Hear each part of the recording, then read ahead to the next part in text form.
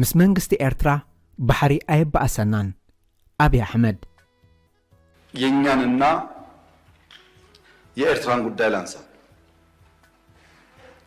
አንዳንድ ሰዎች በኢትዮጵያና በኤርትራ መካከል ችግር የተፈጠረው የኢትዮጵያ መንግስት የቀይ ባህር ጥያቄ ስላነሳ ነው ብለው ይላሉ፣ ያስባሉ፣ ይተነትናሉ። ግን አይደለም።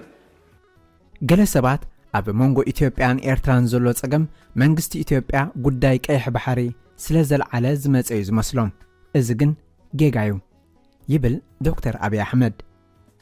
ቀዳማይ ሚኒስትር አብይ አህመድ ሰራዊት ኤርትራ ኣብ እዋን ኩናት ትግራይ ግፍዕታት ፈጺሞም ክብል ከሲስሎም ሎሚ ኣብ ባይቶ ሃገሩ ኣብ ዝሃቡ መደረም ምስ ኤርትራ ዘባእሰና ምኽንያት ጉዳይ ዓሰብ ወይ ቀይሕ ባሕሪ ኣይኮነን ክብል እዩ ተዛሪቡ ዘሎም። ምስ መንግስቲ ኤርትራ እተባእስናሉ ቀንዲ ምኽንያት ወደብ ዓሰብ ስለ ዝሓተትና ኣይኮነን፣ ባእስና ኣብ ኩናት ትግራይ ጀሚሩ። የመጀመሪያው ዙር ውጊያ ሽሬ ካስለቀቅን በኋላ የኤርትራ ጦር ከኋላ ኋላ ተከትሎ ሽሬ ገብቶ የአንዳንድ ሰዎችን ግለሰቦች ቤት ማፍረስ፣ ፎቅ ማፍረስ ሲጀምር ጸብ ተጀምሯል። አልተናገርንም እንጂ ኣብ ትግራይ ኩናት ምስተጀመረ ቀዳማይ ዙር ውግእ ሽረ ሓራ ምስ ኣውፃና ሰራዊት ኤርትራ ንሽረ ብድሕሪት ተኸቲሉ ገዛውትን ትካላት ውልቀ ሰባትን ከፍርስን ንብረት ክዘምትን ጀሚሮም ሽዑ እቲ ግጭት ዝጀመረ። ንሕና ግን ኣብቲ ግዜቲ ወላሓንቲ ይበልናን።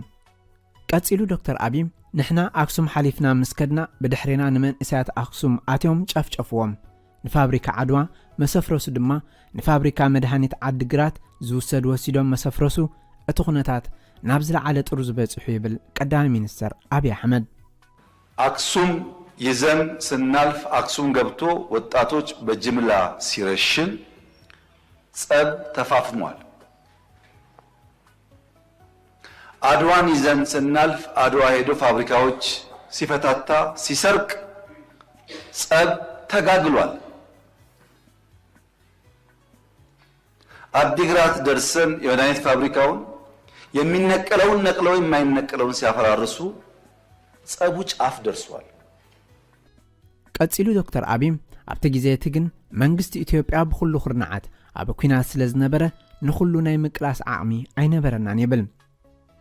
ኣብ ወሲኹ ንሰራዊት ኤርትራ ናብ መቐለ ክሓልፍ ከም ዝኽእልዎም ካብዚኣ እንተሓሊፍኩም ምሳና ኢኹም ክትገጥሙ ከም ዝበልዎምን ሰራዊት ኤርትራ ኣብ መቐለ እንተዝኣቱ ነይሩ ግን ዘሰክሕ ገፍዒ መፈጸመ ነይሩ ኢሉ ዝገልጽ።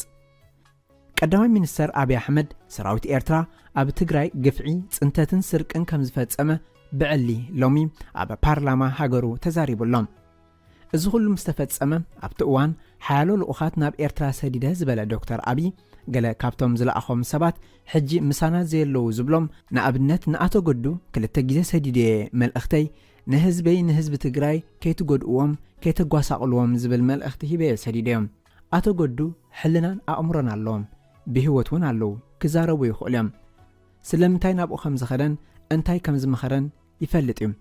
ንሱ ይፈልጥ፣ ንሕና ንፈልጦ፣ ሻዕብያ ድማ ትፈልጥ ክብል እዩ አብይ ነቲ ብዛዕባ ቀንዲ ምኽንያት መባእሲ ምስ ኤርትራ ዝበሎ ጠቒሱ ዝርከብ።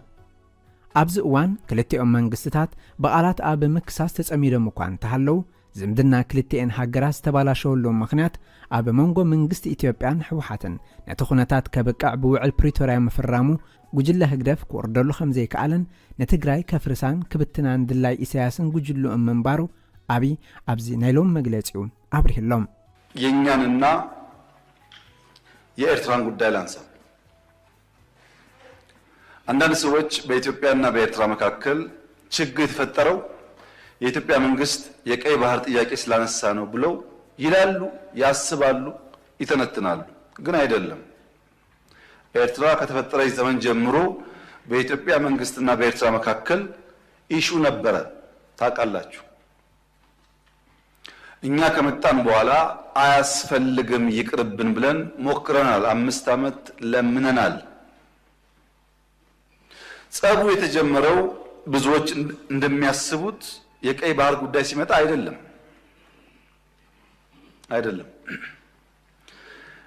በትግራይ ውጊያ ሲጀመር የመጀመሪያው ዙር ውጊያ ሽሬ ካስለቀቅን በኋላ የኤርትራ ጦር ከኋላ ኋላ ተከትሎ ሽሬ ገብቶ የአንዳንድ ሰዎችን ግለሰቦች ቤት ማፍረስ ፎቅ ማፍረስ ሲጀምር ጸብ ተጀምሯል። አልተናገርንም እንጂ አክሱም ይዘን ስናልፍ አክሱም ገብቶ ወጣቶች በጅምላ ሲረሽን ጸብ ተፋፍሟል። አድዋን ይዘን ስናልፍ አድዋ ሄዶ ፋብሪካዎች ሲፈታታ ሲሰርቅ ጸብ ተጋግሏል።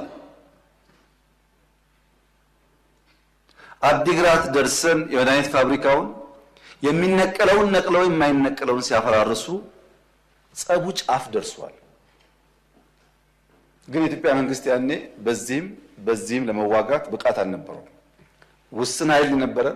ሽሬን ከያዝን በኋላ ያጠቃነውን ጣት እንከተል ነበር እንጂ የያዝነውን ቦታ እያጸናን አንሄድም። ይህ ጉዳይ የተከበረው ምክር ቤት ለዛሬ ዋጋ የለውም። ለታሪክ ማንሳት የምንፈልገው ጉዳይ አክሱም ወጣቶች ሲገደሉ፣ አድዋ ሲዘረፍ፣ አዲግራት ሲዘረፍ በርካታ ኢንቮይ ወደ ኤርትራ ልክ ያለው የላኳቸው ሰዎች ገሚሱ አሁን ከኛ ጋር የሉም። ለምሳሌ ክቡር አቶ ገዱ ያኔ የውጭ ጉዳይ ሚኒስትር ነበሩ። ከአንዴም ሁለቴ ኤርትራ ልኬያቸዋለሁ። የላኳቸው የትግራይን ህዝቤን አታገሷቅሉ፣ ሀብቱን አትዝረፉ፣ ጸቡ ከቲፒኤልኤፍ እንጂ ከትግራይ ህዝብ አይደለም የሚል ነው። አቶ ገዱ አሁን እኛ ጋር የሉም፣ ግን ክር አላቸው፣ ህሊና አላቸው። ዛሬ ቢደብቁ በታሪክ ውስጥ ይወጣል። ለምን ጉዳይ ነው እንደተነጋገሩ እሳቸውም ያውቃሉ፣ ሻዕቢያም ያውቃል፣ እኛም እናውቃለን። አሉ አልሞቱም። እሳቸው አክሰስ ይደረጋሉ፣ ሊናገሩ ይችላሉ። ለክራቸው ሲሉ ለእምነታቸው ሲሉ ማለት ነው። ለምን ጉዳይ እንደሄዱ በእሳቸው መፈታት ሲያቅተው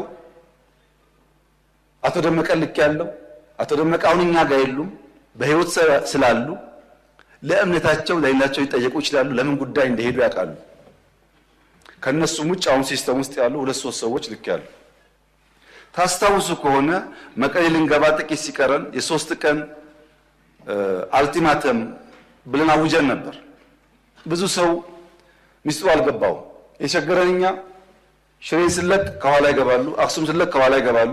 አሁን መቀሌ ስንገባ ደግሞ ገብተው ትልቁን ከተማ ዳሜጅ ያደርጋሉ ብለን ከነሱ ጋር ከአሁን በኋላ ከውቅሮ እናልፋለን ብትሉ ወያኔ ትተን ወደ እናንተ ነው የምንዞረው ውጊያው ብለን ውቅሮ ላይ የሚጠብቅ ፎርስ አስቀምጠን ነው መቀሌ የገባ ነው፣ እንዳያልፉ ማለት ነው። ይሄ ጸብ ተፋፍሞ ሄዶ የፕሪቶሪያ ስምምነት ሲፈረም እንዴት ቲፒኤልኤፍ ሳይጠፋ እንዴት ትግራይ ሳይወድም ፊርማ ይደረጋል በሚል ነው የመጨረሻ ጫፍ የደረሰው ጸቡ። ከዚህ ኃይል ጋር ነው እንግዲህ አንዳንድ የቲፒኤልኤፍ ሰዎች ሆነው ኢትዮጵያን ለማፍረስ እንስራ ያሉት። የትግራይ ህዝብን የሚጎዳና የሚጠቅም ነገር ይሄ መንግስት ነው የሰራው ወይስ ቲፒኤልኤፍ? ሁሉም ቲፒኤልኤፍ ላይሆን ይችላል። አክራሪ ቲፒኤልኤፍ በሚል ሊወሰድ ማን ነው የሚለውን ዛሬ ብዙ ኢሞሽን፣ ብዙ ፕሮፓጋንዳ፣ ብዙ ውሸት ስላለ ችግር የለውም። ነገ ግን ታሪክ ያወጣዋል። ማንም ሰው እውነትን ለጊዜው መሸፈን እንጂ ከናካቴው ማጥፋት አይችልም። እኛ መጨረሻ ፕሪቶሪያ ስንፈራረም መቀሌ ለመግባት 1 ቀን የቀረን አሸንፈናል። ጦርነቱ እንደምታውቁት ያለው ግን ምንድነው? መቀሌ መግባት ድል አይደለም። ህዝባችንን ማንጠብቅ ከሆነ ተመልሶ ይዘረፋል፣ ተመልሶ ይገደላል። ያ ከሚሆን ሰላም ይሻላል፣ የኛው ህዝብ ነው ከሚጎዳብን ይቅርብን ብለን የወሰንነው።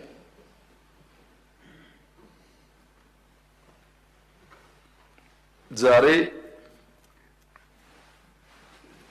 የቲፒኤልኤፍ አንዳንድ ሰዎች ያላቸውን አቋም ሳይ ምን ያክል ህዝባቸውን እንደሚጠሉ፣ ምን ያክል የህዝባቸው በደል እንደማያማቸው ነው የሚገባኝ።